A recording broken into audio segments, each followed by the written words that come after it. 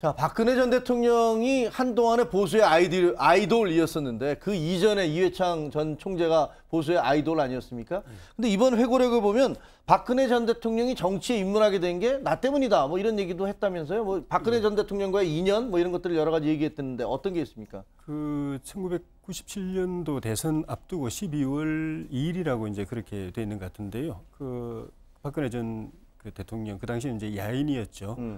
이회창 총재에게 면담 신청에 와가지고 만나가지고. 아, 그러니까 박근혜 당시에 그때는 아무것도 아니었죠. 박근혜 씨가 연락을 해서 찾아왔다 이거죠. 예.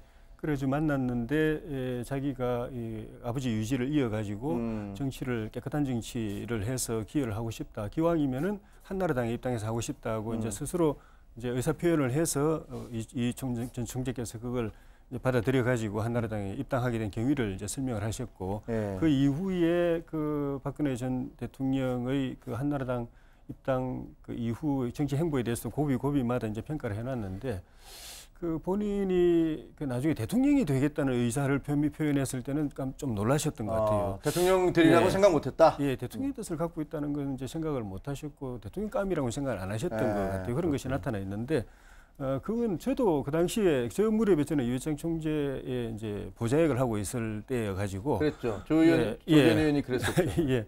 그때 이제 저도 이제 박정희 대통령을 개인적으로 이제 존경하고 유영수 여사에 대해서 좋은 이미지를 갖고 있는 세대로서 그 따님이 이제 한나라당에 들어오니까 굉장히 반갑고 가슴 뭉클하고 그랬었는데.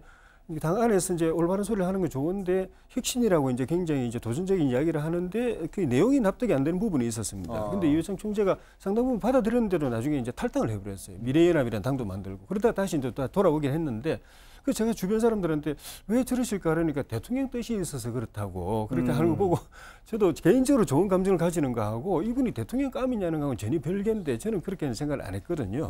물론 나중에 제 개인적으로는 이제 대통령 그 국회의원 되고 나서 이제 박근혜 대통령 후보 선대위에서 일도 하고 그렇게 했지만은 그 당시에는 이회창 총재님이 그래 보셨고 저도 그런 그 생각이었던 걸로 기억이 됩니다. 알겠습니다.